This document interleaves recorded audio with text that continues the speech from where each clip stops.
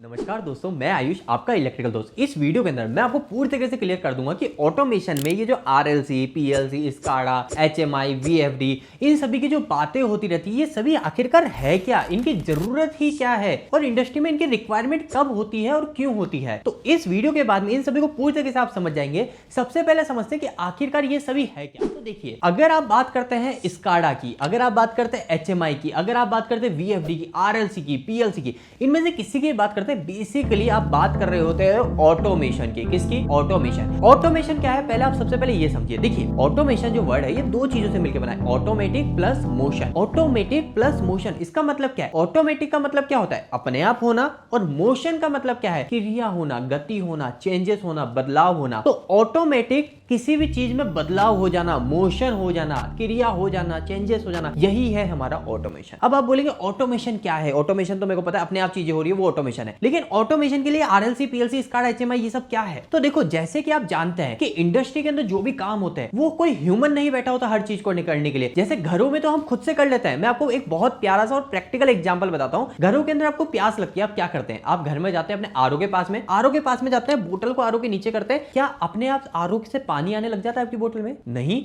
आप क्या करते हैं? अपने हाथ से, दूसरे हाथ से वॉल को ओपन और क्लोज करते हैं, यानी वॉल को ओपन करते हैं ताकि पानी आने लग जाता है बोतल में, और जैसे ही बोतल फुल हो जाती है, क्या आरओ अपने आप बंद हो जाता है? नहीं, आपको मैनुअली बंद करना पड़ता है। तो सारी चीजें आपने अपने आप करी ना। लेकिन अगर यही चीज इंडस्ट्री में की जा रही होती, जैसे कि बिस्लेरी का प्लांट है, आप जानते हैं बिस्लेरी जो बोतल पैकेजिंग करती है, क्या वहां पर कोई एक आदमी बैठा है जो एक एक बोतल को पानी को भर रहा है, वॉल को खोलता है, बोतल भरता है, फिर बंद करता है, फिर दूसरी बोतल लेता है, फिर वॉल को खोलता है, फिर बंद करता है? ऐसा हो रहा है? नहीं ना। वहां पर क्या है? वहां पर सारी चीजें अपने आप हो रही है। अपने आप बोतल आती है कन्वेयर बेल्ट के ऊपर, अपने आप वॉल के नीचे जाके रुक जाती है, अपने आप वॉल खुलता है, अपने आप बोतल फुल होती है, अपने आप बंद हो जाता है। तो यही सारी चीजें अपने आप होना ही ऑटोमेशन कहलाता है। इसी ऑटोमेशन को करने के अलग अलग तरीके हैं इंडस्ट्री के अंदर। मेनली अभी के समय जो इंडस्ट्री में ऑटोमेशन किया जा रहा है वो मेनली दो मेथड से किया जाता है। एक होता है आपका आरएलसी मेथड और दूसरा होता है पीएलसी मेथड। आरएलसी और पीएलसी में क्या फर्क है, ये एक मिनट में पहले समझ। देखो, आप सभी जानते हैं जब भी आप बोलते हो कि मशीन इंडस्ट्री में ऑटोमेटिक चल रही है, आपके मन में सबसे पहला ख्याल ये आता है कि एक पैनल होगा, उसमें तार ही तार होंगे, वायर्स ही वायर्स होंगे। बेसिकली वो जो तार वाला जो पैनल है ना, जो वायर्स वाला जो पैनल है, वो है हमारा आरएलसी पैनल। इसकी फुल फॉर्म होती है रिले लॉजिक कंट्रोलर। जहां पर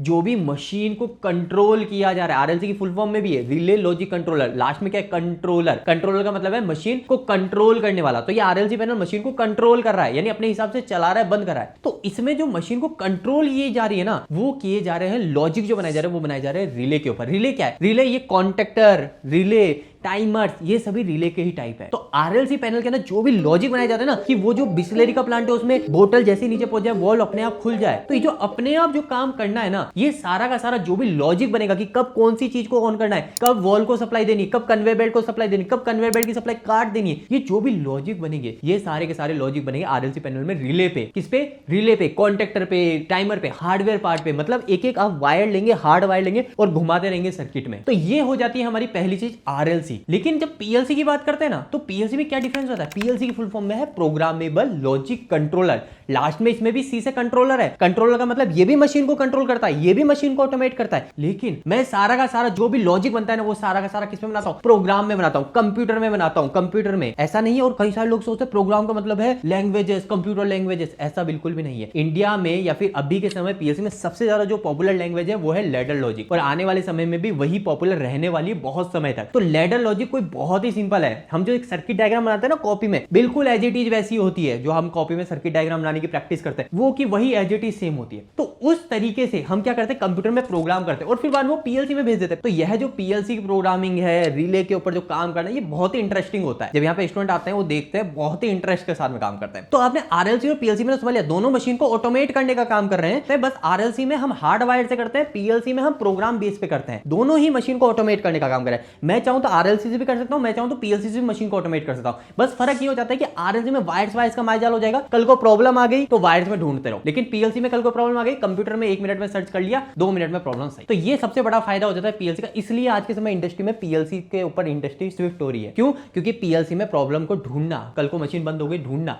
बहुत आसान हो जाएगा। अब सवाल आता है आरएलसी पीएलसी तो समझ गया, दोनों ऑटोमेशन करने का काम आ रहे हैं, दोनों मशीन को अपने आप चला रहे हैं, लेकिन आगे स्काडा क्या है, आगे एचएमआई क्या है, वीएफडी क्या है। तो देखो इसको समझो। सबसे पहले मैं बताता हूं कि आखिरकार एचएमआई क्या है। एचएमआई का मतलब होता है, एचएमआई की फुल फॉर्म होती है ह्यूमन मशीन इंटरफेस। मतलब कि देखो इसको प्रैक्टिकल उदाहरण समझो। मान लो कि वही बिस्लरी का प्लांट है, उसी बिस्लरी प्लांट में अभी अलग अलग सेक्शन वाइज बोटल्स आती है। जैसे बिस्लरी की 5 लीटर की भी बोतल आती है, 10 लीटर की बोतल आती है, 15 लीटर, 10 लीटर, 20 लीटर, आधी लीटर, अलग अलग साइज की बोतल आती है। तो क्या एक चीज बताओ, क्या मेरा जो 15 लीटर की 10 लीटर की बोतल आएगी उसके लिए भी वॉल्व सेम ही टाइम खुलेगा, और 1 लीटर की आएगी उसमें भी सेम टाइम खुलेगा क्या? नहीं। 1 लीटर की आएगी तो कम समय के लिए खोलना है, 2 लीटर की आएगी तो थोड़ा ज्यादा खोलना है, 5 लीटर की आएगी तो और ज्यादा खोलना है। ऐसे अलग अलग टाइम के हिसाब से वॉल्व को खोलना। अब ये जो टाइम बार बार चेंजेस करने होते हैं, तो ये बार बार क्या है ना, बैचिंग सिस्टम आता है। अब बोतल आ गई एकदम से 5 लीटर की, तो ऑपरेटर क्या करेगा? ऑपरेटर किससे बुलाएगा? ऑपरेटर हमें बुलाएगा, इलेक्ट्रिकल इंजीनियर को बुलाएगा और बोलेगा कि अब है ना थोड़ा सा बैच मेरा अलग आ गया, अब मेरे को है ना 5 लीटर की बोतल आ रही है, तो मेरे को वॉल्व को है ना 2 मिनट तक खोलना है। तो आप आओगे पीएलसी में, क्योंकि मशीन को ऑटोमेट किससे किया आपने? पीएलसी से कर रखा है,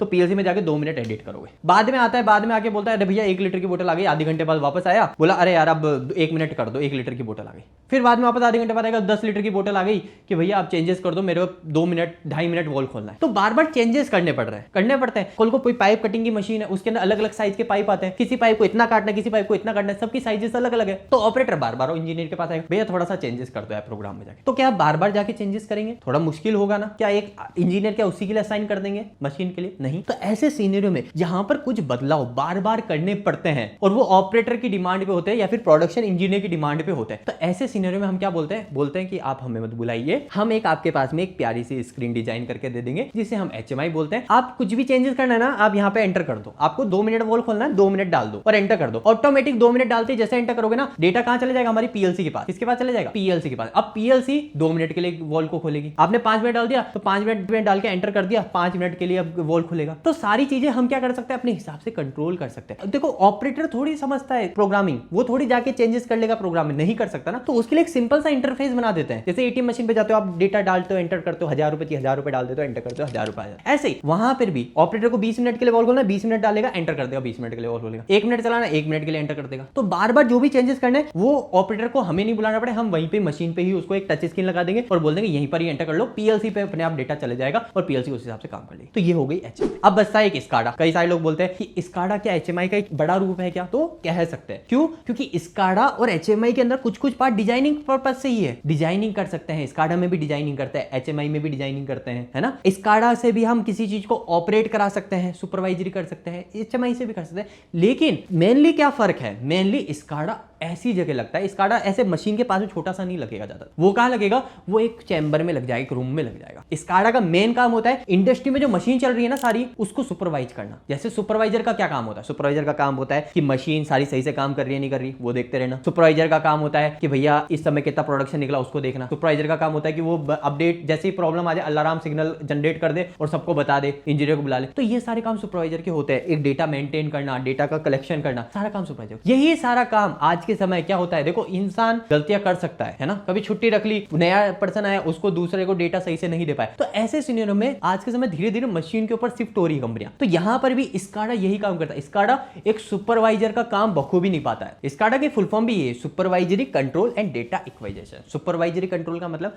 सुपरवाइज करना, देखना कि सब चीजें सही से चल रही नहीं चल रही। देखो एक उदाहरण समझो, मेरे पास में एक, मैं सुपरवाइजर को बोलता हूं कि भैया मेरे पास में ना यहाँ पे 4 टंकी, 1 नंबर 2 नंबर 3 नंबर, ये 4 टंकियां है। ये चारों टंकियों को हर समय देखना है कि ये सही में फुल तो है ना, और इसके अंदर एक मोटर घूम रही है, वो मोटर सही से घूम रही है नहीं घूम रही। अगर वो चारों टंकियां यहाँ पे, तो एक हद तक पॉसिबल है कि मैं मॉनिटरिंग कर लूंगा कि चारों टंकियां मेरे सामने ही तो है, मैं मॉनिटरिंग कर लूंगा। और उसके अंदर की मोटर को घूमने के लिए मैं नीचे झुक के देख लूंगा कि मोटर घूम रही नहीं। लेकिन सोचो अगर यही चारों टंकियां, एक टंकी यहाँ पर हो, एक टंकी मेरे इधर से 500 मीटर दूर होती, एक टंकी मेरे तीसरे फ्लोर पे होती, एक टंकी मेरे राइट साइड में उस टंकी के पीछे छुपी हुई होती, तो क्या मेरे लिए आसान होता चारों टंकियों को हर समय मॉनिटरिंग करना? सुपरवाइजर के लिए आसान होता? बिल्कुल भी नहीं होता। वो एक टंकी पे देखता देखता दूसरी टंकी में कोई प्रॉब्लम आ जाती, तो तीसरे फ्लोर पे जाता इधर वाली टंकी में प्रॉब्लम आ जाती, तो हर समय पूरा एक्यूरेट तरीके से सुपरवाइजरी नहीं कर पाए। यही चीज का फायदा स्काडा में मिलता है। स्काडा में मैं बोलता हूं सुपरवाइजर को कि आपको इन सब की सुपरवाइजरी करनी है ना, आप इधर ही बैठ जाओ एक जगह, मैं आपके एक टीवी स्क्रीन पे डिजाइनिंग कर दूंगा। आपको 4 टंकियां डिजाइन देखनी है ना, चारों टंकियों की मैं एक डिजाइनिंग कर दूंगा, आप यहीं से ही बैठ के चारों टंकियों को मॉनिटरिंग कर पाओ। कैसे? अभी आपके सामने स्क्रीन आएगी, ये देखिए आपके सामने स्क्रीन है,